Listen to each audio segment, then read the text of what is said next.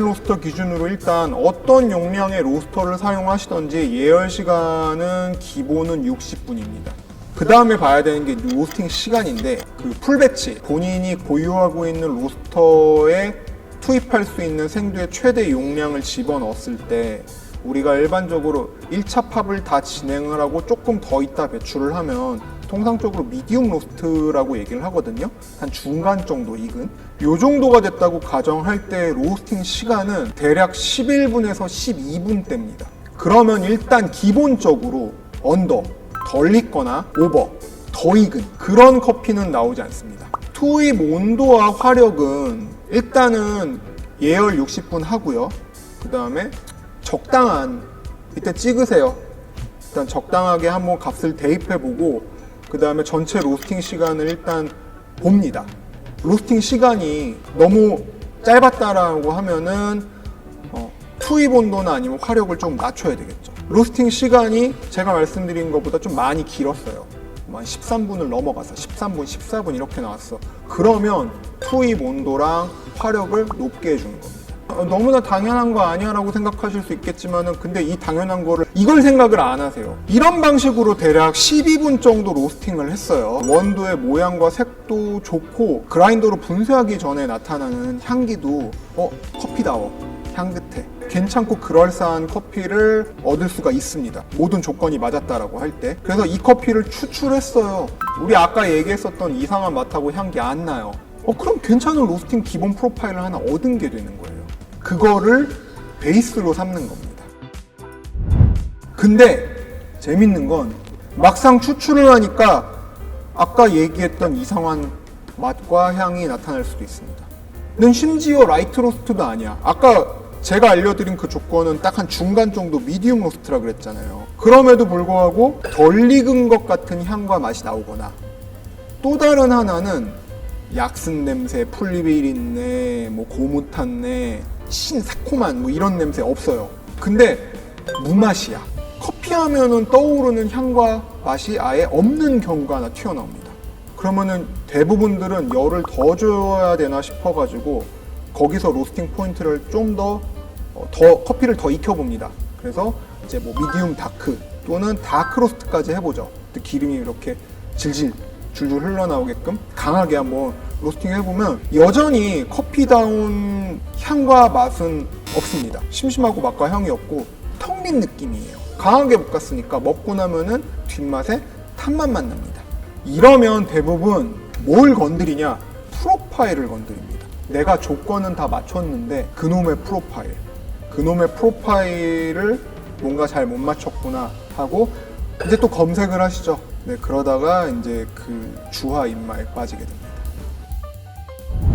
그래서 정말로 로스팅을 정확하게 하고 싶다라고 하면은 지금까지 이야기했던 것보다 반드시 먼저 확인해야 되는 것이 있습니다.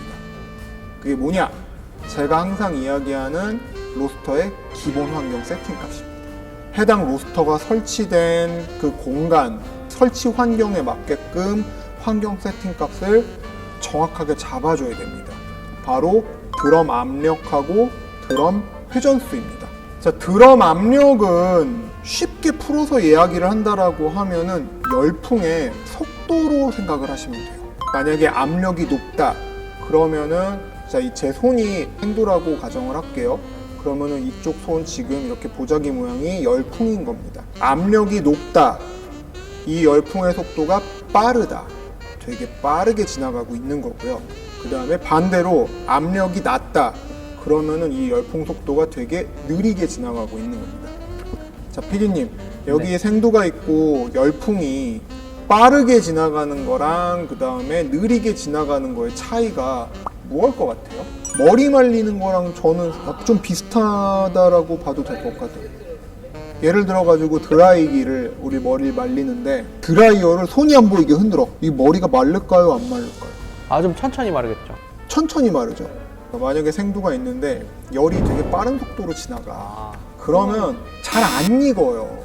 그렇게 생각해야 되는 거예요? 네, 열이 콩을 이렇게 감싸고 지나가야 되잖아요. 만약에 느리게 간다라고 하면은 와서 한참 열을 주고 그만 줘! 아니야 더 받아야 돼 하고 가는 거라고 비유를 하시면 돼요. 왠지 잘못 알고 있는 분들 분명히 있을 것 같아요. 그럴 수도 있을 것 같아요. 빨리 지나가면은 열이 더 빨리 가해진다고 저는 생각을 했거든요. 네, 그럴 수도 있을 것 같아요. 근데 실제로 해보면은 드럼 내부의 압력 올려서 열풍의 속도를 빨리 하면은 콩이 잘 안 익습니다. 그러니까 화력하고 회전수는 동일하다는 조건 하에서 열풍의 속도가 느리면 콩이 상대적으로 많이 익을 확률이 높아집니다. 근데 지금 그 기센 로스터를 쓰시는 분들 중에 거의 상당수가 이 드럼 내부의 압력이 정확하게 무엇을 의미하는지 모르시는 분들이 거의 대다수였어요. 저 10화 만에 지금 알았어요. 특히나 이제 이거를 처음 써보시는 분들은 거의 대부분 공장 출고 값이 있습니다. 네, 그 값 그대로 쓰는 경우가 대부분이었었어요. 제가 이 드럼 내부 압력에 대한 이야기를 하면 또 이제 요걸 물어보세요. 그러면은 요거 댐퍼랑 같은 역할을 하냐? 차이점이 뭐냐면은 아날로그 댐퍼 방식을 쓰는 로스터들의 열풍 속도는 기본적으로 정해져 있어요. 그 열풍의 속도를 댐퍼라는 구조를 써서 인위적으로 낮추는 것 같은 효과를 유도하는 거예요. 댐퍼로 조절을 하는 거는 열풍의 속도를 완벽하게 제어한다라고 보기는 좀 어렵습니다. 업자분이 댓글을 한번 쓴 걸 봤는데 그 댐퍼가 조절할 수 있는 각도가 있거든요. 근데 이 각도가 일정 범위를 벗어나면은 무용지물이라는 얘기예요. 그러니까 실질적으로 그렇게 아날로그 댐퍼는 이 뜨거운 대류열의 어떤 그 흐름을 정확하게 유속을 제어할 수는 없는 구조고, 근데 기세는 그 흐르는 속도 자체를 애초에 최고속부터 최저속까지 조절을 할 수가 있습니다. 기센 로스터 같은 경우에는 드럼 압력 값을 파스칼 값으로 조절을 하는데 이 파스칼 값 1하고 2 정도의 차이만 줘도 결과물이 확실하게 달라집니다. 그 다음에 이제 회전수, 드럼이 빨리 돌면 생두는 당연히 계속 빠르게 튀어오르겠죠. 드럼 내부의 그 표면, 직접 맞닿아 있는 시간은 줄어들 수밖에 없습니다. 계속 허공으로 튕겨오르니까.